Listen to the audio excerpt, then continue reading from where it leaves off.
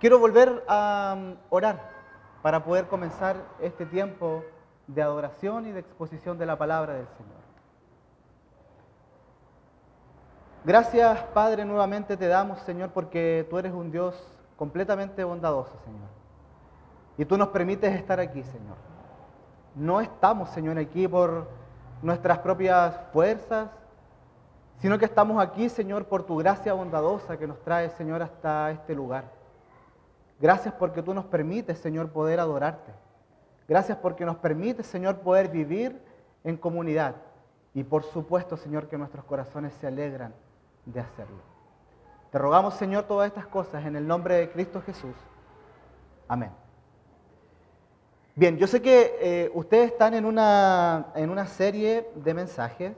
Estamos transitando, ¿no es cierto?, por esta serie de mensajes que se llama Formados para el Reino, la Iglesia como nueva humanidad en la historia de Dios. Formados para el Reino, la Iglesia como nueva humanidad en la historia de Dios. Y en medio de una cultura que nos ofrece una variedad de relatos, que nos intenta formar como personas, que nos intenta moldear, que nos dice qué debemos amar, que nos dice cómo incluso nosotros tenemos que amar, en medio de una cultura que no es neutral frente a los diferentes acontecimientos que suceden en la vida. La gran pregunta es, ¿dónde está nuestra lealtad como discípulos de Cristo? ¿A quién nosotros le hemos rendido nuestra vida? ¿Le hemos rendido nuestra vida al Dios de las Escrituras? ¿O le hemos rendido nuestra vida al relato dominante de la cultura? En medio de todas estas voces que gritan aquí alrededor de nosotros, ¿cuál es esta identidad de la iglesia? ¿Cuál es la identidad de la iglesia oasis de redención? ¿Qué está formando la identidad de la iglesia de Cristo hoy en la ciudad de Antofagasta? Permíteme explicarlo con un ejemplo que quisiera contar. El sábado pasado fue la segunda jornada de formación ministerial del seminario. Y nosotros estábamos tratando un tema súper importante. Hablábamos sobre la neurodivergencia. Y estaba el expositor, que era pastor y que también era psicólogo, y contó que una paciente llegó a su consulta y se presentó de la siguiente manera. Dijo: buenas tardes, soy depresiva endógena crónica. En resumen, lo que había dicho ella es: siempre estoy triste, he estado triste absolutamente toda mi vida. No dijo su nombre, no dijo quién era, solamente se presentó de esta manera. Y lo impactante de esta noticia es que durante años esta mujer había vivido bajo ese diagnóstico. Había pasado por diversos especialistas, por diversos tratamientos, por procesos médicos y por evaluaciones clínicas. Quizás esta mujer había escuchado esta definición tantas veces sobre sí misma que finalmente dejó de verla como una condición y comenzó a asumirla como su propia identidad. Ya no decía ella entonces: estoy sufriendo. Decía: esto es lo que soy. Y luego de visitar a este psicólogo, y bueno, tras varias sesiones en realidad, él le dice que definitivamente ella nunca tuvo este diagnóstico y que el verdadero diagnóstico en realidad era otro. Pero durante años aquella mentira había moldeado su manera de verse, había moldeado su manera de vivir y por supuesto que había moldeado la manera en cómo esta mujer se relacionaba con otros. Lo que había comenzado entonces como un diagnóstico terminó transformándose en el relato que dominó su vida. Finalmente, entonces el doctor le enseñó que su diagnóstico no era lo que le definía. Tanto ella se había repetido a sí misma lo que le habían dicho, que había comenzado entonces a hacerlo parte de su vida, de su presentación, de su identidad. Y hermanos, eso es entonces exactamente lo que ocurre muchas veces con nosotros. Nosotros vivimos en una cultura que constantemente intenta poner diagnósticos sobre nuestra propia identidad. El mundo entonces nos está diciendo, tú eres lo que produces, eres lo que sientes, tú eres tu propio éxito, tú eres tu fracaso, tú eres tu dolor, tú eres tu pasado, tú eres tus traumas, tú eres tus deseos. Y por eso esto es tan importante, porque la iglesia puede comenzar lentamente a definirse por los relatos culturales y no por las escrituras. Podemos comenzar a pensar como el mundo, a valorar lo que el mundo valora y a buscar identidad donde el mundo la busca. Aquí tenemos entonces el gran desafío para la iglesia de hoy. Nosotros, ustedes como iglesia Oasis de Redención, el desafío es a vivir un diagnóstico de acuerdo a las escrituras y no de acuerdo a la cultura. A vivir la identidad basada en lo que Dios ha determinado para su pueblo y no en diagnósticos completamente errados. El título del sermón de hoy día, para los que les gusta ahí anotar quizás, se llama La Escritura, la verdadera historia del mundo. Te invito entonces a que podamos abrir nuestra Biblia en Lucas, capítulo 24, 25 y 27. En Lucas, capítulo 24, 25 y 27. Y vamos a leerlo todos juntos a una sola voz.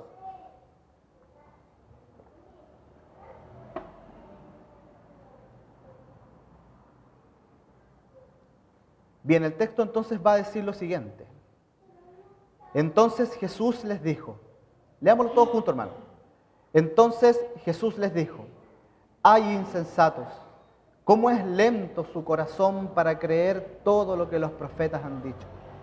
¿Acaso no era necesario que el Cristo padeciera estas cosas antes de entrar en su gloria?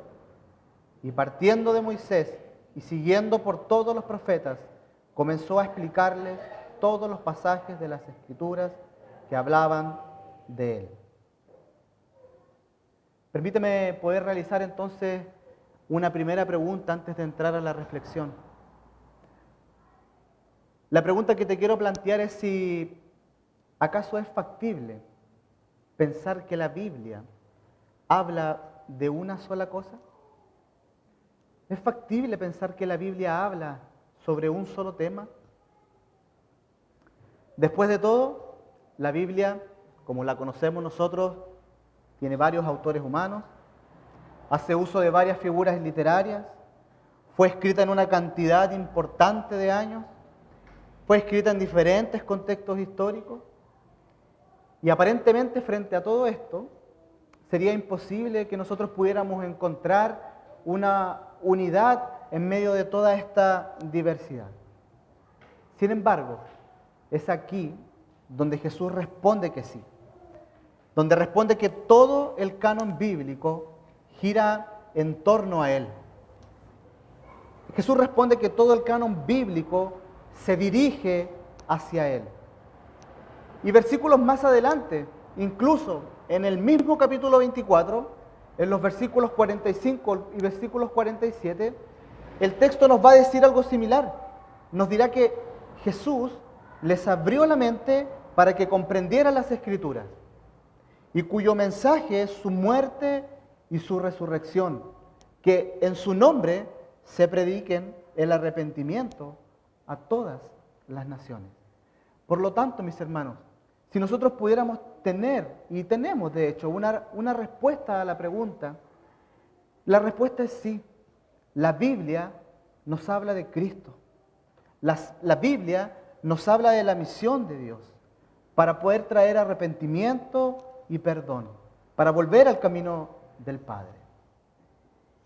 Y ves entonces cómo esto empieza a tomar importancia dentro de la iglesia. Porque nosotros no nos acercamos a las Escrituras como si el Antiguo Testamento no tuviera nada que decirnos.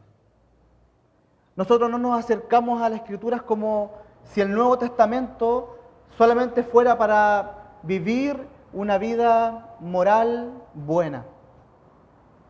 Nosotros nos acercamos a las Escrituras porque ella determina nuestra manera de vivir. Porque la Biblia determina nuestra manera de ser. Porque la Biblia determina en cómo nosotros nos relacionamos. La Biblia determina cuál es nuestra verdadera identidad y a quién verdaderamente nosotros pertenecemos. La Biblia determina la manera en cómo vivimos, en cómo nos movemos, en cómo tomamos decisiones en el trabajo, cómo tratamos a nuestras esposas, cómo las esposas tratan a sus esposos, en la manera en cómo nosotros hacemos negocios, en la dinámica incluso en cómo nosotros emprendemos un nuevo trabajo. La Biblia nos refleja que nosotros somos guiados y direccionados por ella. Todo eso, en realidad, es entonces tener una cosmovisión de la vida. Por lo tanto, mis hermanos, nuestra cosmovisión debe ser completamente leal a quien se ha revelado en la palabra. Porque solamente las Escrituras tienen la autoridad para decirnos lo que es verdadero. ¿Qué implica entonces que nosotros tengamos una cosmovisión cristiana? ¿Qué implica una cosmovisión?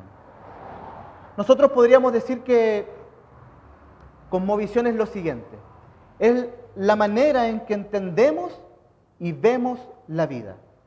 Es el conjunto de creencias más profundas que moldean cómo pensamos, cómo vivimos y cómo tomamos decisiones.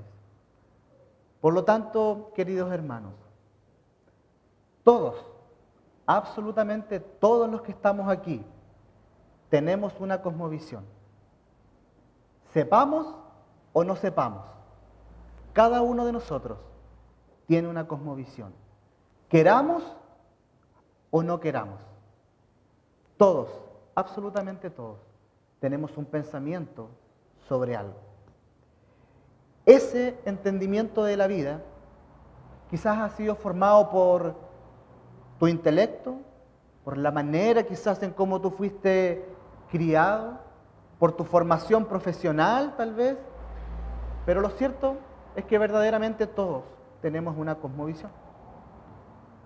Y para entender un poquito aún mejor, nuestra cosmovisión funciona entonces como una guía, como una brújula o quizás como un mapa para nuestra vida. La cosmovisión lo que hace es que nos orienta en el mundo en general, nos da un sentido de lo que está arriba, de lo que está abajo, de lo que es correcto y de lo que está mal. Y mira cómo la cosmovisión entonces es indispensable para el ser humano.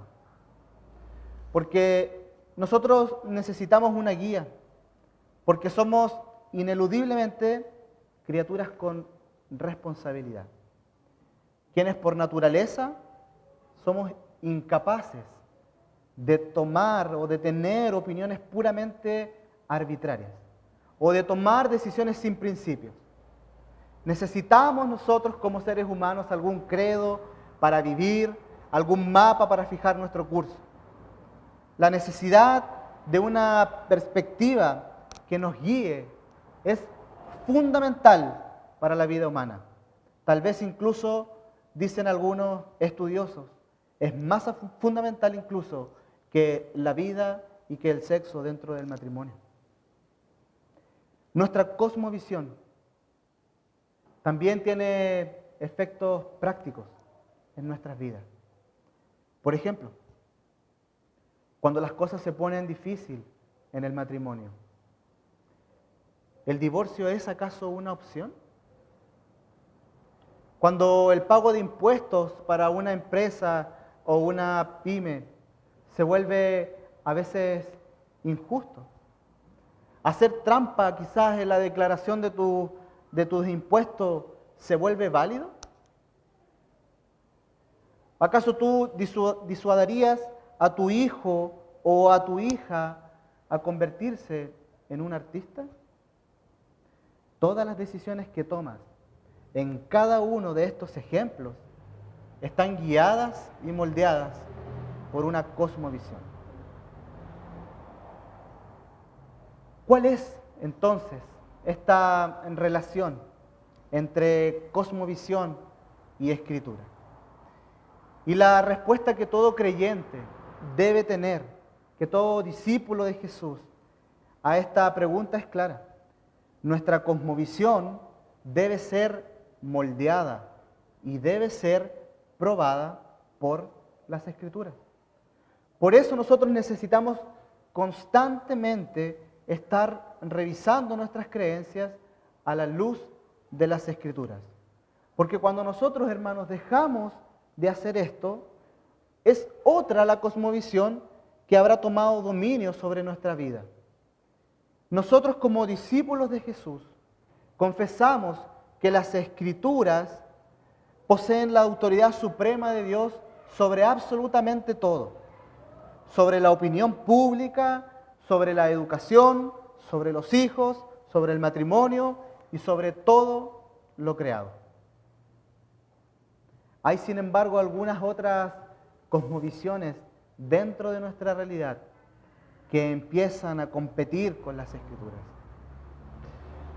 A diferencia entonces de estas otras cosmovisiones, de estas otras visiones de ver la vida, nosotros hemos sido llamados por un Dios bondadoso, hemos sido enviados como iglesia a anunciar a otros que Cristo es el Señor y que Cristo reina sobre absolutamente todas las cosas, que Él es Dios. Y sí, hermanos, toda cosmovisión, absolutamente toda cosmovisión de vida, tiene un Dios a quien le sirve. Si tu pensamiento entonces ha sido quizás cautivado por el pensamiento posmoderno, entonces tu Dios es el éxito. Entonces, si tu pensamiento ha sido cautivado por el pensamiento posmoderno, entonces tu Dios es el individualismo. O quizás tu Dios es el valor que tú tienes porque tu desempeño es tan importante. Y así sucesivamente. Y quizás nosotros estamos acá, sirviendo en la iglesia, pero nuestro corazón le pertenece a otro ídolo.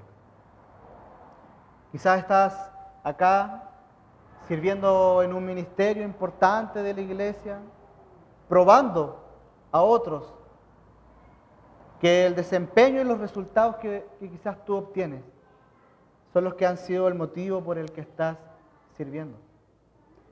Y no porque eres amado, y no porque eres amada por un Dios que te llamó y que te vocacionó a su misión. Quizás nosotros hemos estado toda una vida dentro de la iglesia, pero hemos sido insensatos y tardos de corazón para creer como aquellos discípulos que leímos en el texto. Ahora te quiero invitar entonces a que vayamos un poco al contexto de los versos que nosotros acabamos de leer. ¿Y por qué en esta introducción estamos hablando de cosmovisión y de la identidad que nos forma? Quiero compartir contigo, dentro de los próximos minutos, 3 puntos sobre este sermón o sobre esta predicación. Lo primero que quiero compartir contigo es que aquí en el texto nosotros nos encontramos con una lectura equivocada de la realidad. una lectura equivocada de la realidad. El verso 25 nos va a decir que entonces Jesús les dijo: ay, insensatos, cómo es lento su corazón para creer todo lo que los profetas han dicho. Déjame contarte entonces el contexto aquí donde se está desarrollando esto. Versículos antes, el texto va a decir que 2 discípulos iban de camino a Emaús. Estos discípulos iban tristes por los sucesos que habían acontecido. Estos discípulos iban desolados por la muerte de Jesús. El texto nos va a decir que ellos tenían un semblante triste. Entonces Jesús se les aparece y ellos no lo reconocen. Porque el verso 16, versículos antes, nos va a decir que sus ojos estaban velados para que lo reconocieran. Uno de ellos entonces le pregunta a este Jesús resucitado: ¿acaso tú no sabes lo que ha sucedido? ¿Acaso eres el único aquí que no sabe de la tragedia que ha pasado? Y ahí Jesús le responde: ¿qué cosa? ¿De qué me estás hablando? Y los discípulos entonces le responden: bueno, Jesús, el Nazareno, el profeta de Dios, el poderoso en obra y palabra, a él lo mataron. Y aquí está lo interesante que dicen ellos. Nosotros esperábamos que él era el que iba a redimir a Israel. Bajo ese contexto, entonces, Jesús les dice a ellos: oh insensatos y tardos de corazón para creer. Fíjate que Jesús no les dice ignorantes, como si en realidad ellos no supieran nada acerca de las Escrituras. Ellos conocían a Moisés, conocían a los profetas, conocían el reino prometido y la esperanza mesiánica. El problema entonces aquí, hermanos, era que ellos tenían una lectura completamente equivocada de la realidad del Antiguo Testamento que tenían en sus manos. Los discípulos entonces partían desde sus propias expectativas personales. ¿Cuál fue la respuesta de ellos? Ellos esperaban que aquel Jesús sería el que redimiría a Israel. Pero ¿de qué manera entonces podía pasar esto? ¿De qué manera Jesús podía redimir a Israel si ellos estaban desolados por la muerte de Jesús? Esta lectura equivocada, hermanos, esta interpretación de la realidad basada en beneficios personales, era lo que había llevado a estos discípulos y a otros a una profunda frustración, a estar completamente abatidos, a no tener ninguna esperanza, a estar incluso al punto de estar cegados, de no saber con quién estaban hablando. ¿Y no es así como muchas veces nosotros nos sentimos? ¿No es esa la manera en que nosotros actuamos en nuestra vida? Dentro de la casa del Padre, caminando con otros discípulos de Jesús, pero cegados al punto de no saber incluso a quién verdaderamente estoy sirviendo. Llegando al punto incluso de confundirme del Señor. Muchas veces nosotros no creemos o minimizamos incluso lo que las Escrituras dicen para el propio beneficio personal. Interpretamos nuestra realidad a partir de los valores posmodernos, pero olvidamos que solo podemos interpretar la realidad a partir de únicamente de la verdadera historia del mundo, que es la palabra del Señor. Muchas veces esta incredulidad no nace de un momento para otro. Nuestro corazón va acomodando ciertas partes de las Escrituras, comenzamos a rechazar aquellas que confrontan nuestro pecado, comenzamos a rechazar aquellas partes de la Biblia que confrontan nuestra manera de vivir, que confrontan nuestros ídolos. Y así entonces nos alejamos de nuestro llamado, de nuestra vocación como hijos de Dios. Tomamos decisiones y comenzamos a tomar decisiones familiares basadas en el éxito y no en la obediencia a su palabra. Muchas veces he escuchado a muchos padres que dicen, lo mejor que yo puedo entregarle a mis hijos es una educación. Y eso no es lo mejor que tú puedes entregarles a tus hijos. Lo que tú puedes entregarle a tus hijos y lo mejor que puedes hacer por ellos es entregarles la palabra del Señor. Construimos quizás nuestros emprendimientos desde la autosuficiencia y no desde la dependencia a Dios. Organizamos nuestra vida según las prioridades del mundo y no según el Evangelio. Y poco a poco entonces nosotros dejamos de ver la Biblia como la autoridad absoluta para toda la vida, reduciéndola simplemente a un manual de consejos espirituales. Nosotros, queridos hermanos, Iglesia Oasis de Redención, necesitamos creer todo. Cristo exige creer todo. A aquellos discípulos del texto que leímos, Jesús los confrontó precisamente por eso, por no creer todo. Estos discípulos tenían en su mano el Antiguo Testamento, pero habían fallado en no creer todo lo que Él decía. La Biblia es el lente por el cual nosotros comprendemos toda nuestra realidad. La Biblia es lo que nos da propósito, es el medio por el cual Dios se ha revelado. Y sin las Escrituras, la realidad en la que nosotros vivimos puede parecer un caos absoluto. Sin la Biblia, la realidad puede parecer un caos absoluto. Sin los lentes de las Escrituras, el mal parece tener un triunfo. El sufrimiento parece algo absurdo.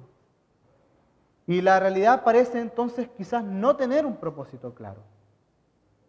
Los discípulos iban precisamente con ese sentimiento, viendo una realidad devastadora por la muerte de su Señor, con una aparente derrota, sin una esperanza clara por la vida y tristes por la pérdida. Ellos olvidaron, o más bien, no creyeron que todo aquello que los profetas decían hablaban de Cristo resucitado y su triunfo en la cruz del Calvario. Hermanos, nosotros necesitamos recuperar esta visión de las Escrituras. Hemos olvidado que la Biblia es la verdadera historia del mundo. O deliberadamente y progresivamente hemos hecho de ella un simple manual de buenos consejos y no como la autoridad que ella misma reclama en nuestras vidas.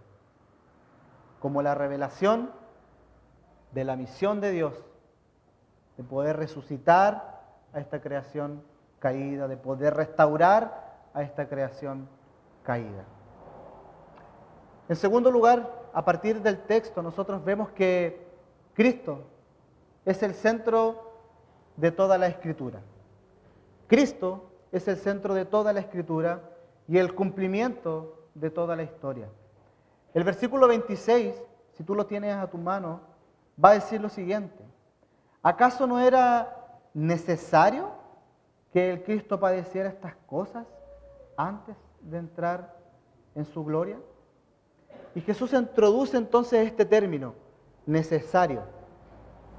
Él mismo dice que sin esto, sin su muerte, era imposible resucitar y por tanto vencer la muerte para entrar en su gloria.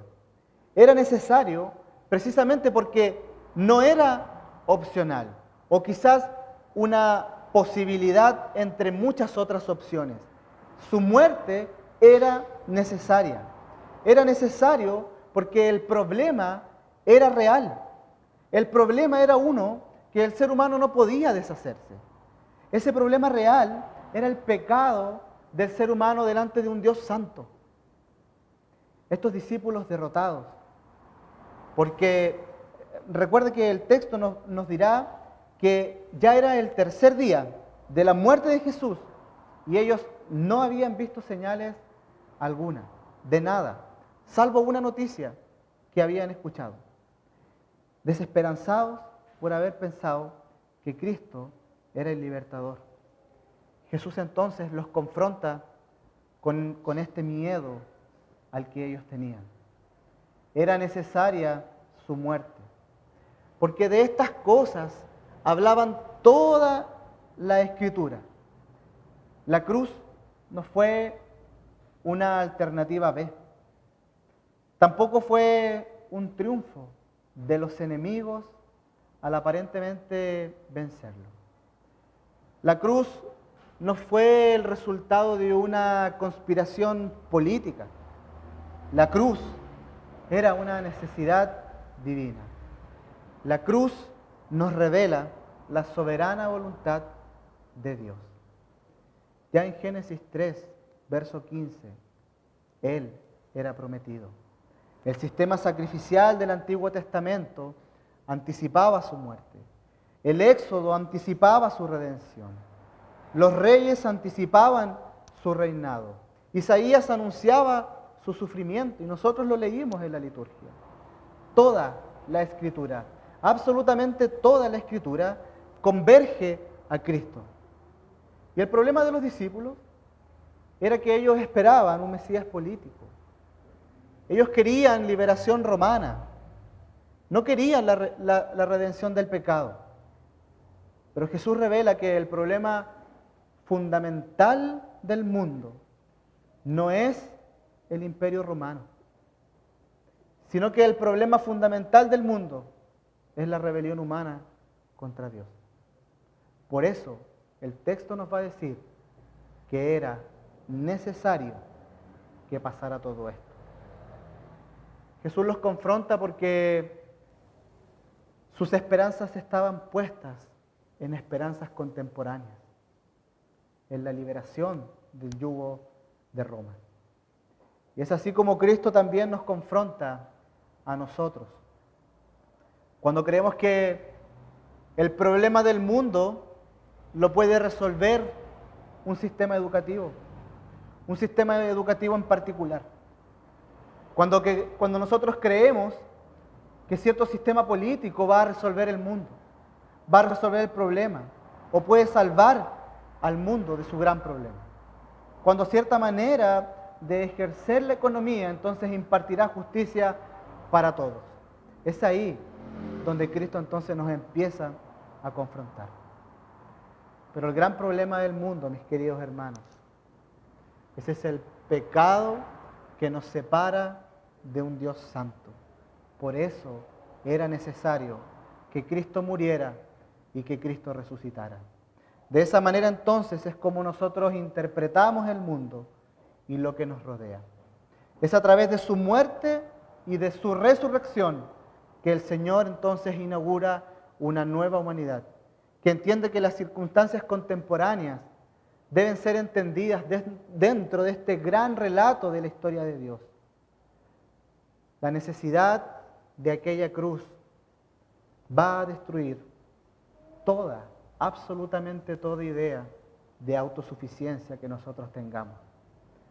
Es a través de la cruz vemos que esta realidad que nos rodea es redimida por Cristo, es perdonada por nuestro Señor. Es así como nosotros entendemos nuestra identidad. Es así como nuestra identidad se aferra a la cruz del Calvario. Esta iglesia no es simplemente un espacio donde hay gente simpática, donde hay gente buena onda, donde hay gente que tiene y que comparte sus mismos gustos. Esta iglesia no es simplemente un espacio motivacional más. Esta iglesia basa su identidad en Cristo. Cada discípulo de Jesús está unido a Cristo por su sangre, que interpreta sus dolores, que interpreta sus victorias, que interpreta sus desilusiones, sus desmotivaciones, sus alegrías a la luz de Cristo revelado en las Escrituras. Incluso, hermanos, el fracaso, nosotros lo interpretamos a la luz de la victoria de Cristo. Estos discípulos iban fracasados. Interpretaban la muerte de Cristo como un real fracaso. Hasta que Jesús entonces los confronta al hacerles saber que todo ese sufrimiento era necesario. Que todo ese sufrimiento era necesario para el camino de la gloria. En tercer y último lugar, queridos, el texto también nos va a decir que la iglesia está llamada a anunciar la verdadera historia del mundo.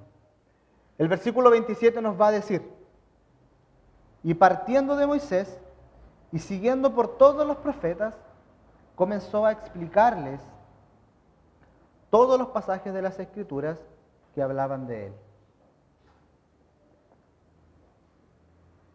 Jesús hace aquí entonces una clase magistral, una cátedra de la Biblia, explicando todo el Pentateuco, todo lo que los profetas decían acerca de él. Sería maravilloso, hermanos, para nosotros haber estado ahí presentes, en una clase dictada por el gran Maestro, por el Señor. Sería como quizás para los niños estar en una escuela dominical siendo enseñados quizás por Jesús. Abriendo la Biblia, en este caso Jesús abría el Antiguo Testamento y pasando cada página que lo anunciaba a él y se los enseñaba a esos discípulos. Imagínate por un momento esa conversación que Jesús tuvo que haber tenido con sus discípulos. Cristo tomando el Génesis, mostrándole la promesa de la simiente que aplastaría a la serpiente. Cristo explicándole a sus discípulos el sacrificio de Isaac como una sombra del Hijo ofrecido por el Padre. Cristo mostrándoles el Cordero Pascual en Egipto, la sangre en los dinteles, el tabernáculo, el sacerdocio, el sistema sacrificial, el rey David, los salmos mesiánicos, el siervo sufriente de Isaías 53. Página tras página, promesa tras promesa, figura tras figura, todo anunciándolo a Él. ¿No sería maravilloso haber estado en esa clase? Y mira que esto se vuelve completamente diferente en nuestros contextos actuales. Predicadores hoy en día están ciegos al mensaje de toda la Biblia. Iglesias siendo usadas para beneficios personales de predicadores con carismas, pero totalmente ciegos a la palabra del Señor. Muchos púlpitos han dejado de predicar la historia completa de Dios. Tenemos predicadores capaces de entretener a multitudes de personas, expertos en emociones, en carismas, en técnicas comunicacionales, pero completamente ciegos a la unidad de las Escrituras. O quizás, lo más complejo aún, iglesias aparentemente sanas, con una estructura sólida en cuanto a su funcionamiento de departamentos.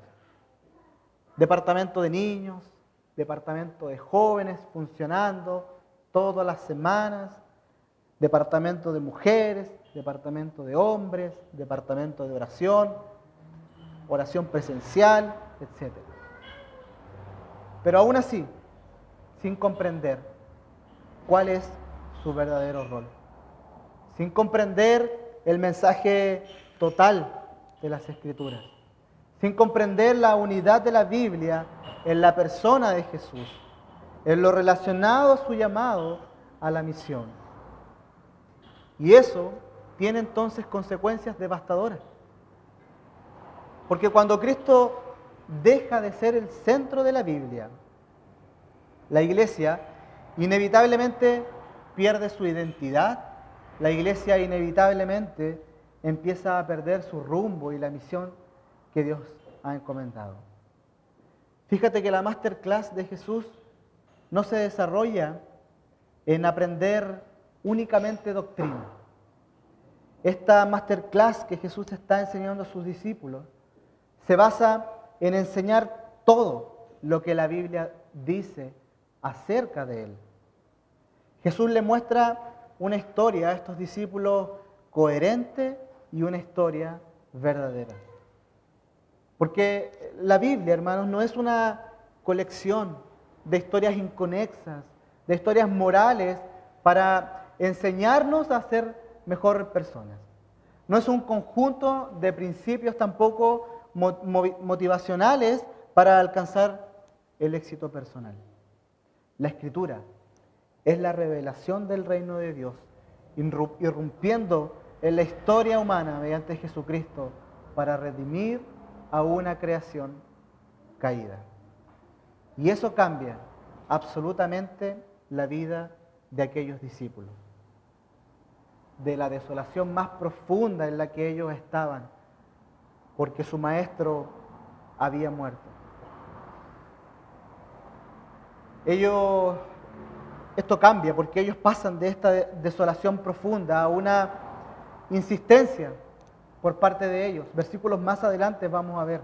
Hay una insistencia de parte de ellos para que se quedase con ellos, para que les hablara más.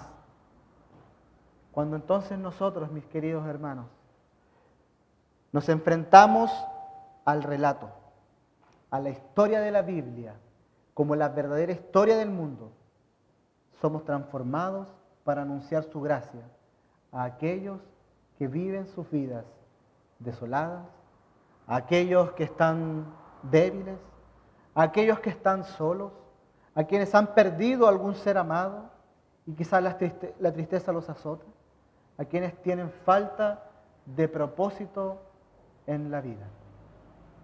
Porque Cristo nos da una identidad. Su muerte y su resurrección no únicamente implica una salvación personal, implica que absolutamente todas las cosas van a ser restauradas, tal como era en un inicio. Como iglesia, como pueblo de Dios, debemos entonces testificar el gobierno de Dios sobre toda la vida. Todo este relato bíblico implica cómo entendemos nuestro propio lugar en medio de la historia. Lo fascinante del texto entonces fue que estos discípulos aún no entendían con quién estaban hablando. No fue hasta versículos más adelante que Jesús, estando sentado con ellos en una mesa, partió el pan y lo bendijo. Entonces la Biblia nos va a decir que entonces ahí fueron abiertos los ojos de aquellos discípulos. ¿Qué decían ellos? ¿No ardía nuestro corazón dentro de nosotros mientras nos hablaba en el camino, cuando nos abría las Escrituras? ¿No ardía nuestro corazón dentro de nosotros mientras nos hablaba en el camino, cuando nos abría las Escrituras? Esa fue la respuesta de ellos, cuando lograron comprender el verdadero mensaje de la Biblia, cuando encontraron su propio lugar en medio de esta narrativa. La iglesia, mis queridos, debe vivir dentro de la historia de Dios, con corazones ardientes por vivir este precioso mensaje del Evangelio de Cristo. El problema contemporáneo, hermanos, es que muchos cristianos han absorbido entonces más la narrativa cultural que la narrativa bíblica. Piensan como consumidores en todas las esferas de la vida. Incluso piensan como consumidores dentro de la iglesia de Cristo. Viven como individualistas y sueñan como secularistas. La iglesia, hermanos, existe para anunciar la verdadera historia del mundo, mientras la cultura contemporánea proclama narrativas completamente falsas acerca de tu identidad, de tu éxito, de tu sexualidad, de tu poder y de tu propósito. La iglesia está llamada a proclamar a Cristo como verdadero Rey y que solamente en Él el ser humano encuentra redención y sentido para su vida. Pero también nosotros quizás debemos reconocer que muchas veces hemos discipulado a personas para que asistan a encuentros, para que asistan el domingo, pero no para que vivan bajo el señorío de Cristo. Y así es como nosotros logramos distorsionar la fe. Así es como nosotros logramos fragmentar la fe. Cristo para el domingo, pero no para el lunes. Cristo para el domingo, pero no para tomar una decisión referente a mi familia. Cristo para el domingo, pero lo que yo hago en mi trabajo, entonces es problema mío. Mis hermanos, oasis de redención, la iglesia del Señor no está aquí para preservarse mediante programas o departamentos. La iglesia del Señor está acá en Antofagasta para poder bendecir a otros participando en la misión de Dios. Debemos interpretar la realidad desde el reino de Dios. De esa manera anunciamos el señorío universal de Cristo sobre toda la creación. Que nuestros corazones ardan, como decían los versos más anteriores, y se rindan al mensaje revelado en las Escrituras. Y nos arrepintamos, queridos hermanos, si nuestro corazón ha sido cautivado por otro mensaje. Que el Señor te bendiga y te invito a orar. Señor, gracias te damos, Señor, por esta lectura de tu palabra. Gracias, Señor, porque tú nos has llamado, Señor, a ser un pueblo en medio de estas culturas, para proclamar, Señor, tu santa palabra y tu evangelio, Señor. Ayúdanos, Señor, a vivir vidas santas. Ayúdanos, Señor, a conocerte de mejor manera. Ayúdanos, Señor, a saber que nuestra identidad está basada en ti, Señor. A saber que tú nos compraste, Señor, con tu sangre. Que te pertenecemos a ti, Señor, y no a otro relato. Señor, gracias por este momento que tú nos regalas. Y te pido, Señor, que tú nos permitas poder comprender aún más las Escrituras, Señor. Haznos vivir, Señor, vidas para ti. Haznos, Señor, ser de bendición para aquellas otras personas que están sufriendo, Señor. Te rogamos todas estas cosas en el nombre de Jesús. Amén. Y que la gracia del Señor Jesucristo, el amor de Dios y la comunión del Espíritu Santo sean con todos vosotros y con todo el pueblo de Dios en la faz de la tierra. Amén.